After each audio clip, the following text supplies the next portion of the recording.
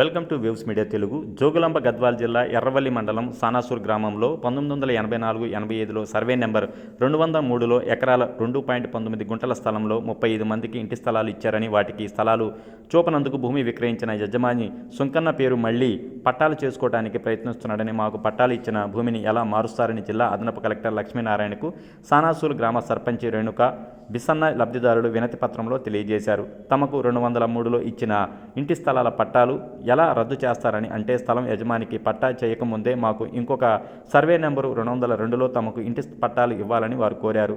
తాము గత 40 ఏళ్ల నుండి ఇంటి స్థలాలు చూపుతారని ఆశగా ఎదురు చూశామని, నేటి వరకు ఇంటి స్థలాలు ఎక్కడ ఉన్నాయో చూపనందుకు తమ దేవుడే ఇబ్బందులు పడుతున్నామని వారు ఆవేదన వ్యక్తం చేశారు. వెంటనే జిల్లా కలెక్టర్ విచారణ చేసి 35 మందికి ఇంటి పట్టాల స్థలాలు చూపాలని వారు ఆ వినతి పత్రంలో కలెక్టర్ను కోరారు. అయితే అటువంటి భూమిని ఈయన పేరు మీద పట్టా మార్పిడి చేస్తామని 9 లక్షలకి ఎకరాని అంత ఈజీగా మాట్లాడుకోవడం ఎట్లా, ఎంతవరకు కరెక్ట్ అంటే అది నా దృష్టికి రాలేదు. ఆల్రెడీ మీకు దరఖాస్తు ఇచ్చాము. ఇంతవరకు అండి దుల్ల సుల్తాన్ అనే వ్యక్తి ఆన్లైన్ లో అప్లై చేసుకున్నటువంటి వాస్తవము. ఆయన పేరు మీద భూమి ఎంత ఉంది? దుల్ల సుల్తాన్ అనే అతను ఆన్లైన్ లో అప్లై చేసుకున్నమాట వాస్తవం. అది గిరిదావర్ గారికి ఎంక్వైరీకి ఇచ్చిన మాట వాస్తవం. తర్వాత ఆ సర్వే నెంబర్ లో ఎంత మిగులు ఉంది ఏమి అనేటటువంటి సర్వే చేసి బయటికి తీయండి అనే విషయాన్ని చెప్పడం జరిగింది. సర్వే గారు రిపోర్ట్ ఇవ్వడం జరిగింది. దాన్ని చూసి మేము తగు చర్యలు తీసుకున్నాం. ఎంత భూమి మిగిలింది సార్? తెలియదు, నేను చూడలేదు. ఆర్ఐ గారు రిపోర్ట్ ఇవ్వలేదు. ఇంకోటి సార్, ఆయనకి భూమి ఎంత మిగిలిపోవడం అనేది మీకు తహసీల్దార్కే తెలియట్లేదు. అక్కడ రిపోర్ట్ ఇవ్వలేదు. ఆ రిపోర్ట్ ఇవ్వడం దాని మీద ఆయన పట్టదారునికి, అసలు పట్టదారునికే భూమే లేదు. అక్కడ 9 లక్షలకి ఎకరాన్ని ఇప్పుడున్న ప్రజెంట్ కాలంలోన అది ఎంతవరకు కరెక్ట్ అంటారు? అది బయట వాళ్ళు మాట్లాడుకుంటే అట్లాంటి మనం కుదరగలుగుతుందా? పోను ఆ రైతు అమ్ముతుంటే ఆ రైతు పేరు మీద ఒక కుంట కూడా పాస్బుక్ లేదు. అతను ఏ విధంగా దాన్ని అమ్మడానికి వస్తున్నాడు? అక్కడ బయట ఏం అమ్ముకుంటున్నారు అనే విషయం మన దృష్టికి రాలేదు. మరి అన్నప్పుడు సార్ ఇంకోటి సార్, పట్టదారులని గతంలో ఇచ్చినటువంటి పట్టా కాగితాలనేమో పక్క పెట్టిండు. ఎవరు పెట్టినారు? తహసీల్దారే పెట్టిండు. మాకు ఇంతవరకు ఎవరెవరు అక్కడ పట్టా కాగితాలు ఇచ్చిన రైతులు అంటే ఫస్ట్ పట్టాదారి కాగితాలు ఎన్ని ఉన్నాయి అనేది మా దృష్టికి తీసుకురండి. ఆల్రెడీ మీకు మా అప్లికేషన్లో ఇచ్చారంట 31 పట్టా కాగితాలు ఉన్నాయి. ఎన్ని ఉంటే అన్ని తీసుకురండి. 31 పట్టా కాగితాలు ఉన్నాయి. వస్తే అక్కడ క్లియర్గా మీ మెన్షన్లు కూడా ఉన్నాయి. ఇప్పుడు కూడా పట్టా కాగితాలు కూడా ఉన్నాయి. ఇక్కడ ఒకటి రెండు ఉన్నాయి. మిగతా కట్టాలు అట్లే ఉన్నాయంట వాళ్ళ దగ్గర.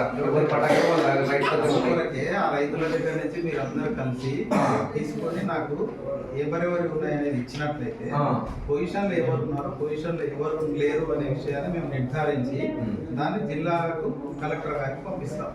వాళ్ళు ఏం చర్యలు తీసుకోమని ఆదేశిస్తే దాని ప్రకారం మేము చర్యలు తీసుకుంటాం. ఇప్పుడు ఇందాక కలెక్టరేట్ కాడితో కూడా అదే మాట్లాడండి సార్. అక్కడ ఏం జరిగిందో తహసీల్దార్ కలవండి, రిపోర్ట్ రాసుకుంటే మేమేం అడిగాం సార్. అక్కడ పోయి సార్ 203లో మాకు పట్టాలు ఇష్యూ అయినాయి కదా, ఇప్పుడు అక్కడ ఎవరైతే పట్టాదారులు, నేను గతంలో 40 ఏళ్ళ వల్ల ఈయన ఇంతవరకు పలకరించింది లేదు, అడిగింది లేదు. వీళ్ళు పట్టాకాయలు ఇచ్చిన రైతులు మాత్రమే మాకు పట్టాలు ఉన్నాయో పలానా కాడ ఉన్నాయి సార్ మాకని తహసీల్దార్కి అప్లికేషన్ పెట్టిండ్రు, కలెక్టర్కే అప్లికేషన్ చేసిండ్రు. దాన్ని బట్టి గవర్నమెంట్ సర్వే చేసి మీకు పట్టాలు ఎక్కడెక్కడ ఉన్నో దాన్ని బోర్డర్ చేసినాక మీకు ఎవరెవరికి ఏమొస్తుందో దాని సంగతి డిసిషన్ తీసుకుంటామని మీరు చెప్పారు. అయితే మాకు అక్కడ గతంలో ఎస్సీలకి 10 ప్లాట్లు ఇచ్చిండ్రు, బీసీలకి 21 ఇచ్చిండ్రు. ప్లస్ మళ్ళీ అదనంగా కూడా 4 ప్లాట్లు గవర్నమెంట్ స్కూల్ పిల్లలకి కానీ అక్కడ టెంపుల్కి కానీ అంటే 4 ప్లాట్లు, మొత్తం 35 ప్లాట్లు ఉన్నాయి. ఆ 35 ప్లాట్లకు కానీ 2.5 ఎకరాల భూమి ఉంది సార్ అక్కడ. అయితే 203ని రద్దు చేసి ఇప్పుడు మళ్ళీ 202 ఇష్యూ చేస్తామని అంటున్నారు.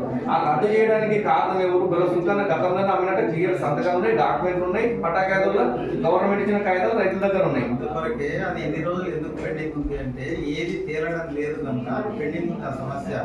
అందుకొరకే ఇప్పుడు కూడా దాన్ని మేమేం ముట్టుకోము. ఉన్న విషయాన్ని మొత్తాన్ని జిల్లాకు కలెక్టర్ గారికి అది వాళ్ళ అధికారులకు వాళ్ళకి తీసుకోవడం వాళ్ళు ఏం చెప్తే ఆ విధంగా. ఇంకోటి అక్కడ రైతులు ఏమంటున్నారు సార్, నిన్న ప్రజెంట్ గా మోక మీద పోయినాం మేము, పోతే ఏమంటున్నారు సార్, ఇదో 200 ఈయన అప్పటి నుంచి 40 ఏళ్ళ వల్ల కబ్జాలు ఉన్నాడు, వీడు ఇడిచిపెట్టలేడు. గతంలో మేము కలెక్టర్కి ఇచ్చినాం, తహసీల్దార్గా ఎవరు కూడా ఎంక్వైరీ చేస్తలేరు, మనం పట్టించుకుంటలేరు అనే పాపాన పోలేదని అక్కడ రైతులు చెప్తున్నారు. అయితే మళ్ళీ ఇప్పట్లోనే ఈ 9 లక్షలకి ఎకరాల లెక్క మాట్లాడుతున్నారంటే ఇప్పుడు ప్రజెంట్ గా ఉండే ప్రభుత్వం ప్రభుత్వ పరంగా కానీ బయట ఆపరేషన్ల పట్టిన మాట్లాడడం అంటే కూడా ఒక ఎకరం 20 లక్షలు 25 లక్షలు పలుకుతుంది. ఎవరికైనా తెలిసిన విషయమే. 9 లక్షలకి ఎట్లా అమ్ముతున్నాడు దీన్ని? అది మనకు అంటే దొంగలు గట్లు మార్చుకుంటున్నారు కదా. అది మా దృష్టికి ఇంకొకటి సార్, దొంగలు గట్లు మార్చుకుంటున్నారు. ప్లేస్ ఒకటి 203 ఎప్పుడైతే సార్ తహసీల్దార్ రద్దు చేస్తాడో మాకు ముందుగా 202లో పట్టాలు ఇష్యూ చేయమన్నారు. పట్టాలు ఇష్యూ చేసినాక 203 పట్టాలు 202 పట్టాలు ఇస్తే ఆ బౌండరీ చేసినాక మా పట్టా రైతులు కాగితాలు తీసుకొని పోతాం మేము. మాకు వాళ్ళకి చూపించినాక మిగతా ఆయన ఎక్కడన్నా ఉంటే అక్కడ చేసుకున్నాం వద్దాడలేము. పోనుకో ఒకవేళ ఉండింది అనుకో 45 ఏళ్ళ వల్ల ఆయన ఏం చేసింది ఇన్ని రోజులు?